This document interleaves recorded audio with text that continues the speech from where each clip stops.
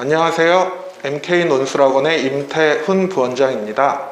오늘은 2022 예비 고3 대입 전략 설명회를 진행하려고 합니다. 크게 총론 교과 종합 전형 관련해서 일부를 진행을 할 것이고요. 일부가 끝나면 각 성적대별로 자신의 수시 전형을 어떻게 지원할지를 어떤 예시 사례를 들어서 학부모님들께 도움이 되는 정보를 드리도록 하겠습니다. 자, 일단 2022에는 학부모님들이 아시는 것처럼 수능에 많은 변화들이 있습니다. 가장 큰 변화는 국어에서의 선택 영역이 생기고요. 그리고 수학에서도 선택의 영역이 생기게 됩니다. 수능에 어떤 과목을 선택해야 하는지가 요즘 되게 큰 이슈가 되실 거라고 생각을 하는데, 일단 국어의 경우는 화작과 언어와 매체 이 두 가지의 선택 부분이 있고요. 문법을 잘한다면 언어와 매체를 선택하셔도 되고, 문법을 싫어하면 무조건 화법과 작문을 선택하시는 게 좋습니다. 일단 화작 선택 비율이 높을 것으로 예상되기 때문에 특별히 문법을 잘하는 학생들을 제외하고는 일단 화법과 작문을 추천드리는 편입니다. 수학의 경우는 문과 학생은 무조건 확률 통계, 즉 경영이나 경제, 인문, 어문 등 문과 쪽 학과로 진학하는 경우에는 확률과 통계를 선택을 하시고요. 기존의 자연계 학생들은 미적이나 기백 중에 하나를 택하시면 되는데요. 공부량은 미적이 기백보다 많고, 근데 이제 하나 기억하셔야 될 건 내년 재수생들, 그러니까 올해 고3 학생들의 경우는 거의 미적을 선택을 할 거예요. 그 이유는 올해 수능에서 기하 파트가 빠졌었기 때문에 내년에 새로 기백을 배우기보다는 미적을 그대로 선택할 확률이 높다라고 생각이 듭니다.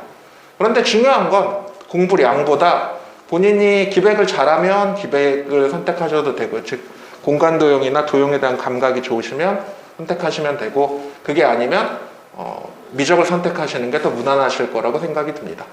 탐구 영역은 문과 학생은 사탐 2과목, 이과 학생은 과탐 2과목 선택을 하시면 되고요. 그리고 제2외국어의 경우는 2022에 변화가 있는데, 기존에는 아랍어 같은 걸 선택을 해서 수시나 정시에서 이득을 볼 수 있었다라고 하면, 올해는 수시 정시에 사탐 대체가 거의 되지 않기 때문에 하지 않으시는 것을 추천을 드립니다. 다만 문과 학생 중에 서울대 정시 지망의 경우는 제2외국어를 필수로 응시해야 한다는 사실을 기억하셔야 됩니다. 수학이 선택 과목으로 바뀌면서 내년 고3 문과 학부모님들이나 학생들은 굉장히 중요한 부분이 하나가 있습니다. 뭐냐면 수학이 공통 과목과 선택 과목으로 나뉘어가지고 점수를 내는데, 문과, 이과 모든 학생이 75%의 공통 문제를 풀고 같이 성적을 내기 때문에 같은 유형의 시험 문제로 보면 수학 공부량 자체가 차이가 있기 때문에 이과생들이 문과생들보다 점수가 더 높아질 거라고 예상이 되고, 따라서 결론만 좀 말씀을 드리면 기존에 문과에서 수학 1, 2등급 받던 학생들은 똑같은 성적을 받게 된다라고 하면 수학 성적이 2, 3등급으로 하락할 것으로 예측이 되고, 이과 학생들은 3, 4등급 받던 학생들이 똑같은 성적을 받게 되면 2, 3등급으로 바뀌게 될 거라고 보시면 될 것 같아요. 이유는 기존에는 문과 학생과 이과 학생을 따로따로 나눠서 성적을 냈다라고 하면, 지금은 실질적으로는 합쳐서 내는 효과가 있기 때문에 내년에 수능 최저를 맞춰야 되는 문과 학생들은 수학에서 맞추기 힘들 가능성이 높기 때문에 이 부분을 입시에서 가장 중요한 요소로 생각을 하셔야 됩니다. 따라서 내가 수능 최저를 맞춰야 된다라고 한다면 수학으로 맞추기 위해서 노력하는 것도 중요하지만, 수학 성적이 떨어질 걸 대비해서 국어와 영어를 탄탄하게 해두시는 게 내년 대입 합격에서 가장 중요한 요소라고 생각이 듭니다. 정시에는 어떻게 되냐면, 자연계 학생들이 문과 학과로 교차 지원을 하지 않으면 그 문과 학생들의 성적이 떨어지는 게 정시 컷에는 영향을 주지 않을 거라고 예상이 됩니다. 2022 수능의 변화 관련해서 기억하실 거 하나는, 이제 제2외국어 한문이 절대평가로 바뀌게 됐는데 아까 말씀드린 것처럼 응시에 별 실익이 없기 때문에 서울대 정시를 생각하시는 학생들을 제외하고는 추천드리지 않습니다. 그리고 수능 출제 시 EBS 연계율을 기존 70%에서 50% 간접 연계로 전환을 했기 때문에 EBS 공부법이 예전과는 달라진다는 것을 기억하셔야 됩니다. 그리고 2022 학종의 변화는 생기부 관련해서 예를 들면 방과 후 학교 활동 수강 내용을 기재할 수 없게 바뀌고, 그리고 자율 동아리는 연간 1개만 기재할 수 있고, 청소년 단체 활동은 단체명만 기재할 수 있고, 그리고 특기사항을 기재할 수 없고, 그리고 진로 관련된 부분이 대입에 미반영되어 있고요. 진로 희망 분야 관련해서. 그리고 교내 수상이 학기당 한 건으로 제한된다는 점을 기억하셨으면 좋겠습니다. 그리고 자소서와 추천서 관련해서 기억하실 건 2022 대입에서는 추천서가 폐지됐기 때문에 기존의 학부모님들 중에 학교 선생님께 추천서를 받기 위해서 학교에 찾아가거나 아니면 학교 선생님께 부탁드리는 그런 어려움이 좀 없어졌다라고 볼 수 있을 것 같아요. 2022에는 추천서는 전면 폐지이기 때문에 모든 대학이 다 폐지된다라고 보시면 될 것 같습니다. 그리고 자소서의 경우는 기존 문항보다 전체 글자 수가 약간 줄어든다라고 보시면 될 것 같고요. 그리고 대입 전형 구조 개편과 관련해서 교육부에서 정시 수능 위주 전형을 확대시켰기 때문에 이 정시 수능 위주 전형의 확대가 전체 입시에서 끼치는 영향은 학생부 종합 전형의 커트라인이 예년에 비해서 좀 올라갈 가능성이 있다는 것을 감안을 하셔야 돼요. 그래서 그냥 기존 선배들이 갔던 대로 동일한 조건으로 학종을 지원하시면 예년과 다르게 불합격할 확률이 나타날 수 있기 때문에 이런 부분들을 종합적으로 고려를 하셔야 됩니다. 그래서 대학별 학종 전형 서류를 좀 정리를 해보면 일단 추천서는 다 폐지가 됐고요. 그리고 특이사항은 고려대랑 서강대가 학생부 종합전형에서 자소서를 폐지하고 학생부만으로 서류 평가를 한다라고 보시면 되고요. 한양대는 기존에도 학생부만으로 평가를 했었고요. 그리고 한국외대도 자소서를 폐지를 했기 때문에, 그런데 이제 조금 아쉬운 건 2024 대입부터는 모든 대학이 자소서를 폐지를 하는데, 모든 대학들이 자소서를 폐지했다라고 한다면 부담이 좀 줄어드셨을 텐데, 대부분 학생들이 예를 들면 서울대부터 뭐 한양대까지 아니면 뭐 고려대부터 중앙대까지 이런 식으로 원서를 쓴다라고 하면 학생부 종합전형에서 뭐 한 두세 개 대학은 그 자소서가 없어졌지만 두세 개 대학은 남아있기 때문에 자소서가 완전히 없어졌다라고 생각하시면 안 된다라고 생각이 듭니다. 그래서 2022 대입의 양상을 보시면 주요 대학 전형별 선발 인원 관련해서 특이사항은 이제 교과 전형 인원이 좀 기존의 상위 15개 대학에는 교과 전형이 거의 없었는데 교과 전형이 좀 부활을 했고, 이 교과 전형은 지방 학생들한테 유리하게 작용을 할 거기 때문에 교과 전형의 부활과 정시가 늘어서 결과적으로 종합 전형이 감소하는 효과가 있기 때문에 아까 말씀드린 것처럼 합격 컷이 올라갈 거다라는 부분을 이해하시면 될 것 같고요. 그리고 약대 같은 경우가 대입으로 돌아왔는데 자연계 쪽에서는 약대가 돌아온 게 엄청 큰 뉴스로 작용을 할 거고요.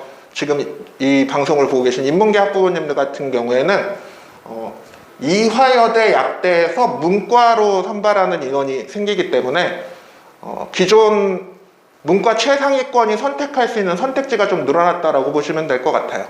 기존 문과 최상위권이 선택할 수 있었던 선택지는 수시에서는 순천향의대랑 경희대 한의대가 있었고, 그리고 정시에는 관동대 의대, 이화여대 의대, 경희대 한의대, 그리고 지방 한의대들이 있었는데, 이제 수시에서 이화여대 약대를 진학하실 수 있는 방법이 있기 때문에 수시에 이화여대 약대를 눈여겨보실 필요가 있다고 생각이 듭니다. 자, 그럼 이제 본인의 상황에 따라서 생각을 해보셔야 되는데, 보통 이제 수능 등급과 내신 등급 기준으로 이렇게 표를 만들어 보면 지방에 있는 경우에는 내신 성적은 1, 2등급이라서 좋은데 수능 성적이 그거보다 나쁘게 나온 학생들이 있어요. 요 직선 위쪽에 있는 학생들은 수능보다는 내신이 잘 나오는 학생들이고요. 이쪽에 있는 학생들은 대치나 목동처럼 수능 성적은 잘 나오는데 내신 따기가 힘든 학생들이라고 보시면 될 것 같아요. 그래서 본인 수능 등급과 모의고사 성적 가지고 본인의 위치를 찍으면 그거 기준으로 본인이 어느 전형에 좀 더 신경을 써야 할지를 알 수가 있다고 생각이 드는데, 여기 빨간 선 안에 있는 학생들은 내신 등급에 비해 수능 성적이 잘 나오기 때문에 학종이나 수능 위주 혹은 논술과 수능 위주 전형을 선택하실 수가 있고요. 대략 요 라인 정도에 있으면 학종과 수능 위주고요. 이쪽에 있으면 논술과 수능 위주라고 보시면 되고요. 그리고 수도권 외곽이나 지방의 경우는 내신 등급에 비해 수능 성적이 잘 안 나오는 경우가 있는데, 그 학생들은 교과와 종합 위주로 생각을 하시면 될 것 같고요. 그런 학생들 중에서도 이쪽에 있는 학생들은 교과 위주로 생각을 하셔야 되고요. 이쪽에 있는 학생들은 종합전형 위주로 생각하신다라고 보시면 될 것 같아요. 자, 그러면 전체 입시 전략을 생각하시기에 앞서 제일 중요한 건 수시와 정시 관련해서 여러분들이 제일 먼저 생각하실 건 내가 정시로 어느 정도 대학을 갈 수 있는지를 먼저 판단을 하셔야 돼요. 그리고 그걸 바탕으로 정시에 갈 수 있는 대학보다 더 좋은 대학을 어떻게 수시로 갈 것인지를 생각하시는 게 입시 전략에서의 핵심이라고 보시면 될 것 같아요. 그리고 앞에서 말씀드린 것처럼 2부에서는 그러면 각각의 처해 있는 상황별로 어떻게 6개를 쓰시는 게 좋은지에 대해서 구체적으로 더 말씀을 드리도록 하겠습니다. 대략 2022 대학 입시와 관련해서 여러분들이 알고 계셔야 되는 건, 만약에 내가 다 2등급 정도 받는 정도의 국어, 수학, 영어, 탐구가 다 2등급 정도 나오는 학생이라고 한다면 대략 건동홍수 라인 정도를 정시로 가실 수 있다고 보시면 되고요. 예를 들어 하나 2등급에 세계 1등급 정도 받으시면 서성한 중위권 정도 가시거나 경인교대 정도 가실 수 있다고 보시면 될 것 같아요. 만약에 다 3등급 정도를 찍으시면 인서울 마지노선 정도를 정시로 진학하실 수 있다고 보시면 되고, 근데 등급은 워낙 범위가 크기 때문에 대략적으로 판단하시기 가장 좋은 방법은 국어, 수학, 탐구 각각 나온 100분위를 탐구는 2개 평균 낸 거를 국어랑 수학이랑 탐구 더해서 3으로 나누시면 100분위 평균값이 나오는데, 그거 기준으로 대략 본인이 가실 수 있는 정시대학을 추정하시면 되실 것 같아요. 그러면 실제로 제가 앞에서 말씀드린 이 100분위 평균값이 실제 결과 동일한지와 관련해서 이제 어디가라는 사이트가 있어요. 교육과부에서 만든 건데 그 대학별 입시 성적이 나와 있거든요. 그러면 예를 들면 이게 연세대학교 입시 성적인데 국수탐 평균 100분위 기준으로 아까 96 정도, 96에서 97 정도 되면 서영고 정도를 가실 수 있다라고 말씀을 드렸고, 그 정도의 커트라인이라고 이해하시면 되고요.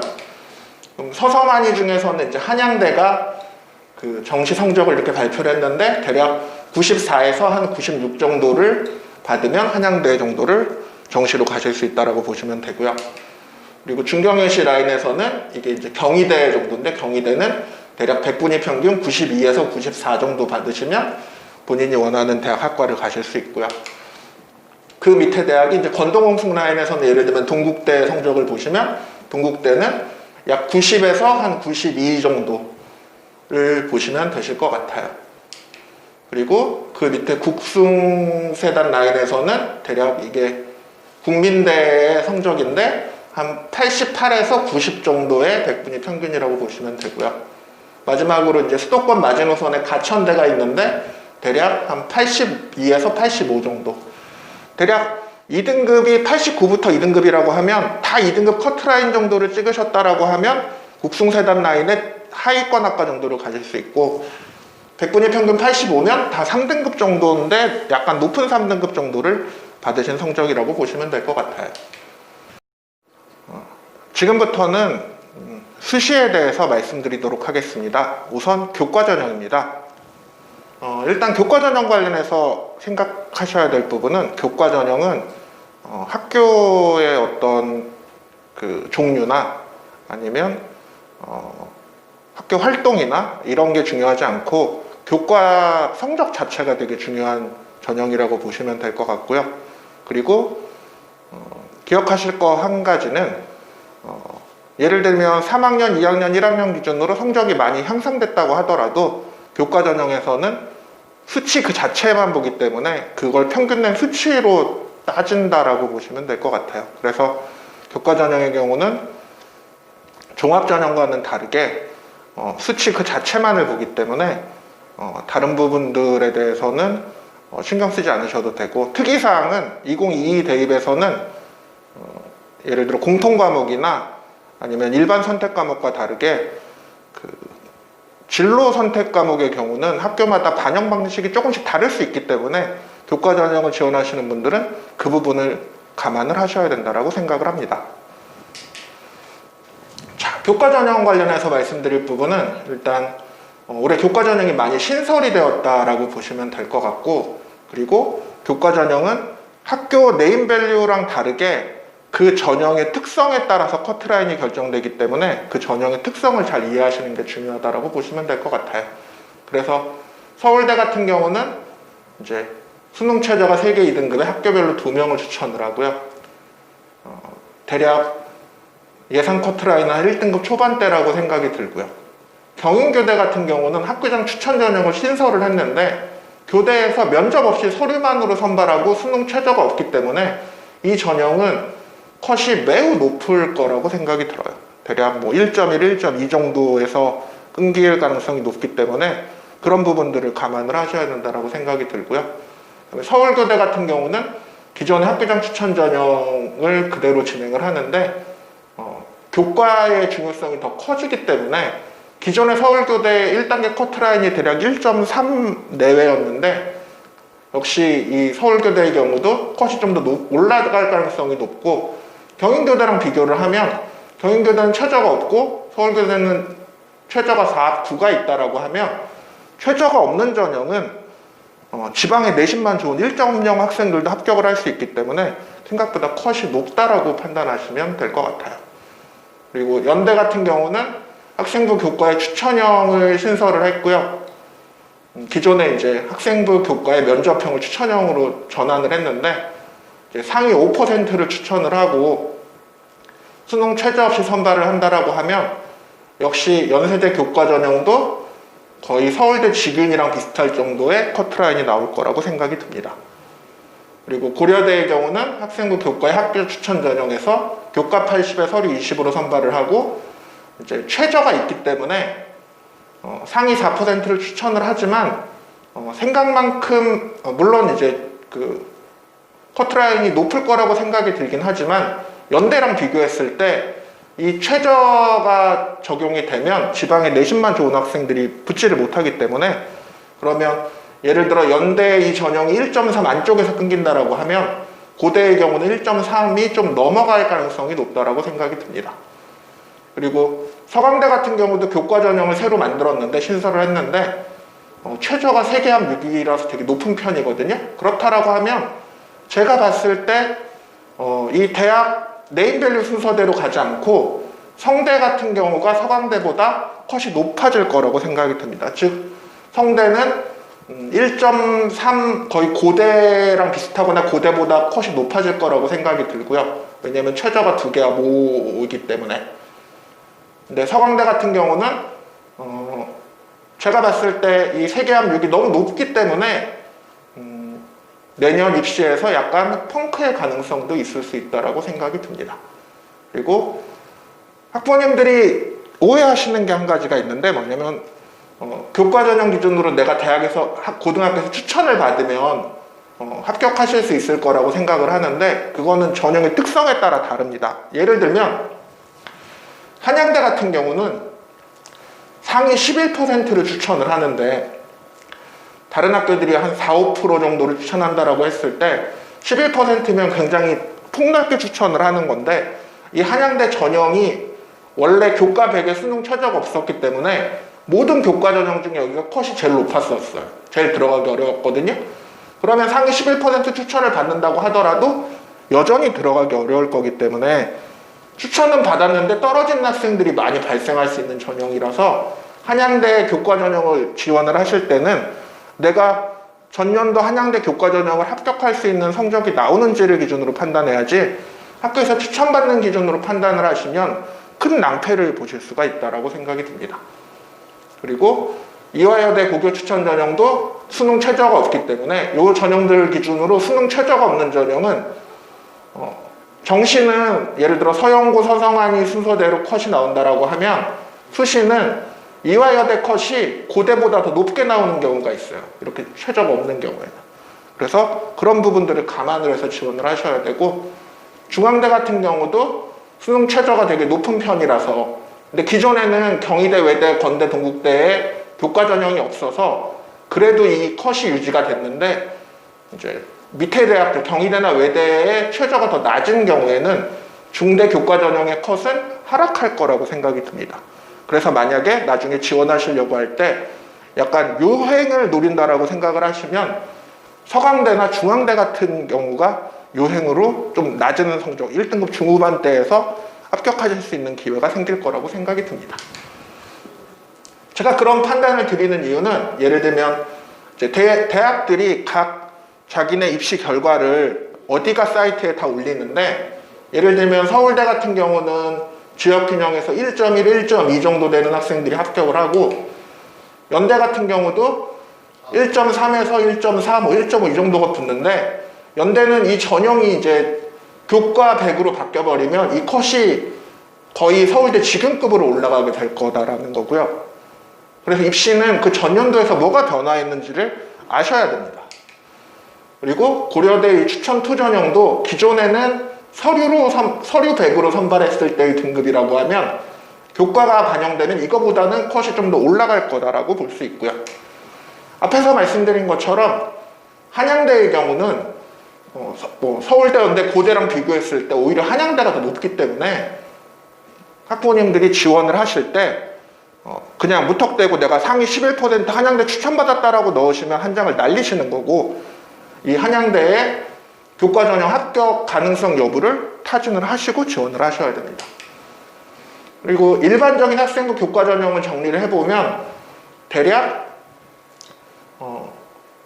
1등급 한 후반대, 1등급 중반대에서 2등급 한 중후반대의 대학 레벨에 따라서 이 정도의 어떤 기준이 나온다라고 보시면 될 것 같고요. 이걸 또 뒤집어서 생각하면 이렇게 생각하실 수도 있습니다. 뭐냐면 만약에 목동 대치동에서 내가 수능이 되게 잘 나오는데 내신이 4등급대다라고 하면 교과 전형은 아예 의미가 없기 때문에 아예 신경을 안 쓰셔도 됩니다.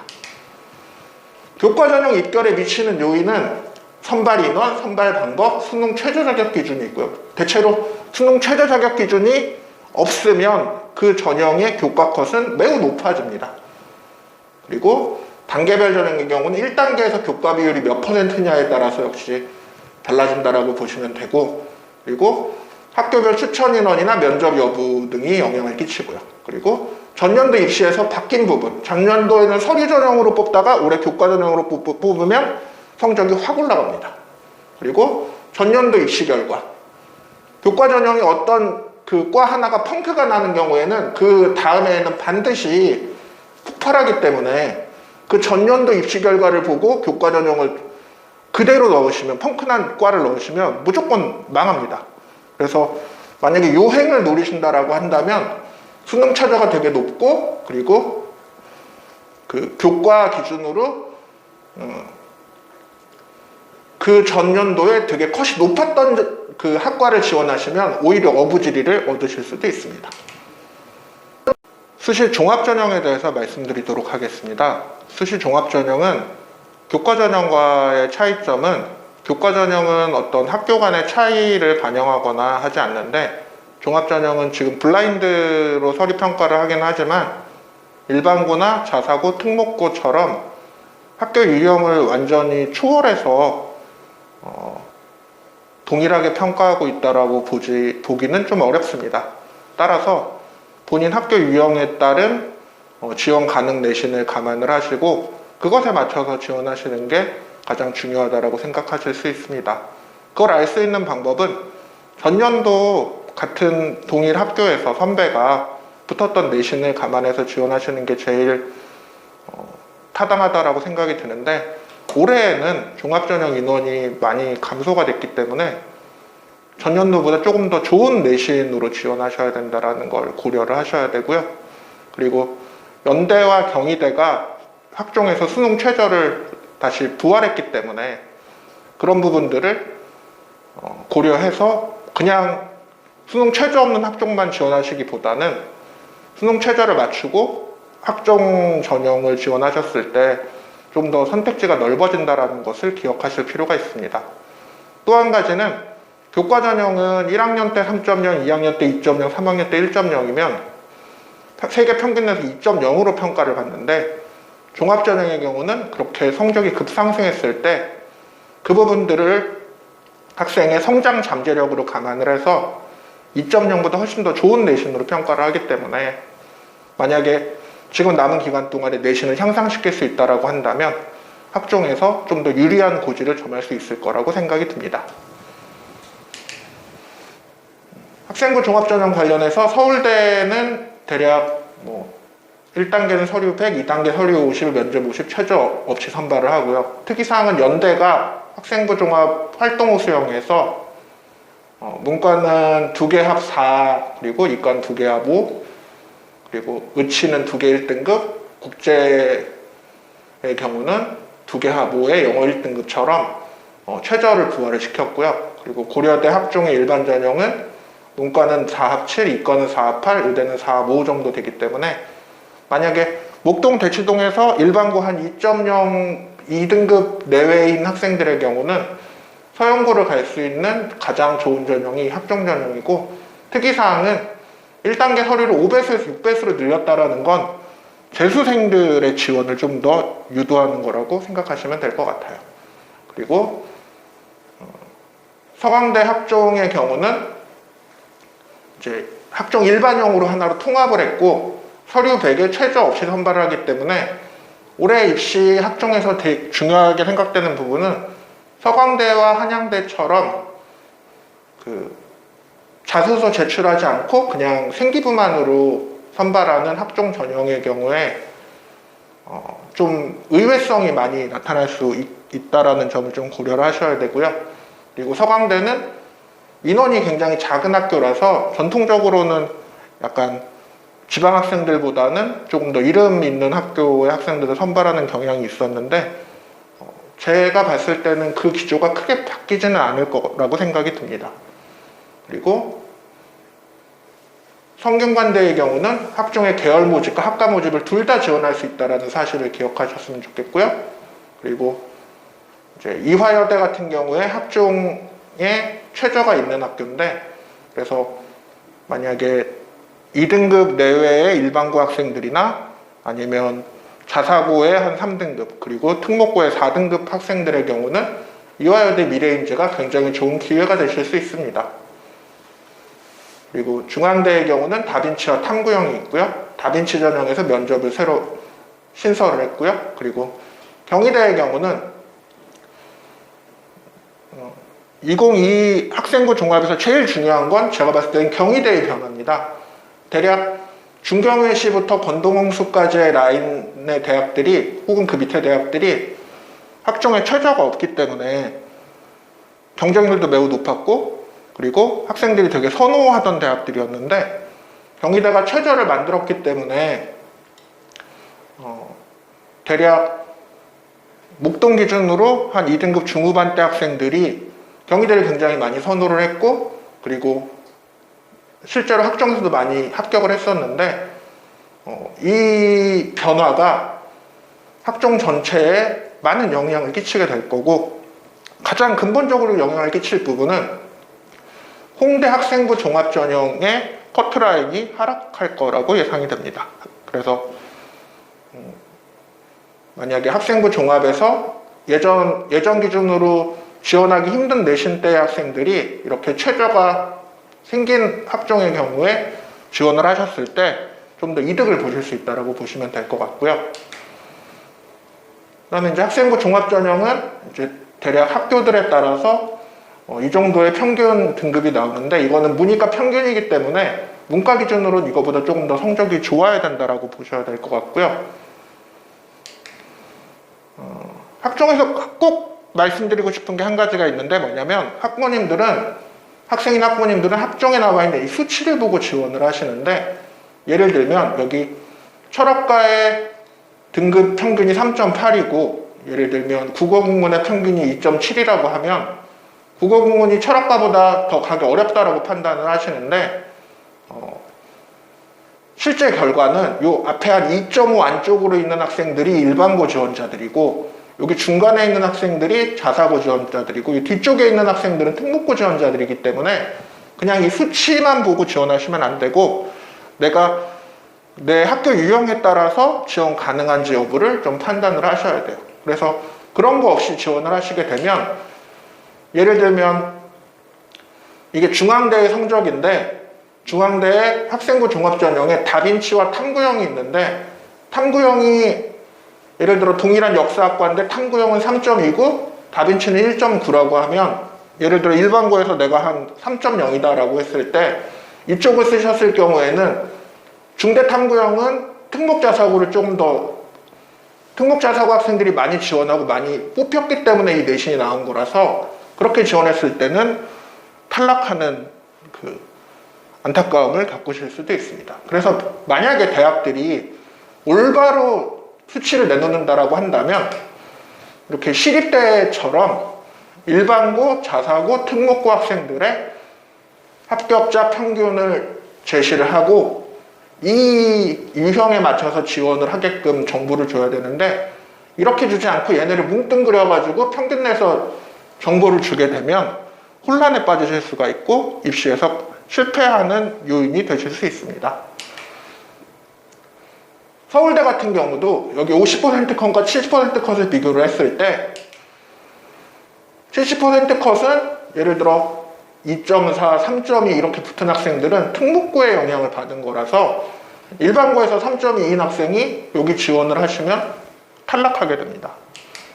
마찬가지로 연대도 그렇고 고려대의 경우도 그렇게 보셔야 됩니다. 그래서 학종의 경우 학생부 교과는 수치를 그대로 믿으시면 되는데, 학생부 종합은 수치를 그대로 믿으시기보다는 내 유형의 고등학교 학생들의 내신이 얼마인지를 감안하셔서 지원하셔야 됩니다. 그래서 학종 전형에 입결에 미치는 요인은 마찬가지로 선발 인원, 선발 방법, 수능 최저 자격 기준 등이 있고, 그리고 학종은 하나 또 기억하실 건 학과 간의 커트라인 차이가 매우 크기 때문에 이제 많이 선호하시는 언론정보학과의 경우는 건대 언론정보학과의 컷이 중대 비인기학과의 컷보다도 높기 때문에 학과 조정이 매우 중요하다고 생각이 듭니다.